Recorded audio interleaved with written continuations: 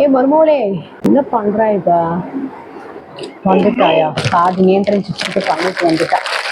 இவளுக்கு கொஞ்ச நேரம் நான் சும்மா இருந்தா பொறுக்கவே பொறுக்காதே, மோப்பம் பிடிச்சிட்டு வந்துருவா. நான் என்ன பண்றேன் என்ன பண்ணேன்னு சொல்லிட்டு பின்னாடியே வந்து நிற்பா.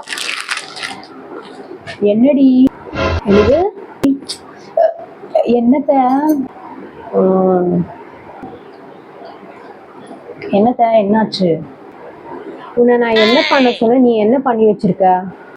எதை இப்ப சொல்லிட்டு இருக்கா? அத்தை, சமையல் இனிமே வந்து உப்பு உரப்ப எல்லாத்தையும் வந்து நான் கம்மி பண்ணிடுறேன், சரியா?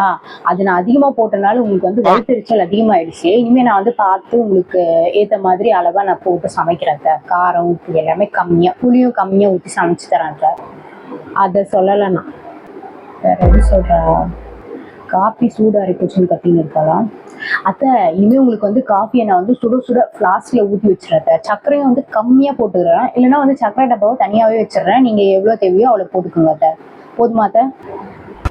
அதை சொல்லலை நான். வேற எதை சொல்கிறேன் இவ?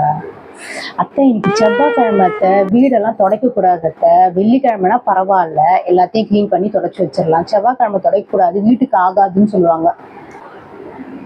அதையும் சொல்லலை. அத்தா, ஓயெல்லாம் போனே வச்சுக்கிறீங்க அத்தை. எங்கள் வீட்டிலேருந்து யாராச்சும் வந்திருக்காங்களா? அதையும் சொல்லலை. வேற எதுவும் சொல்கிறா? ஓ, இது கவர்னு கண்டுபிடிச்ச போல இருக்கு கிளடி. கவர் பண்ணேன் அத்தை. வேற எதை சொல்கிறீங்க நீங்கள்?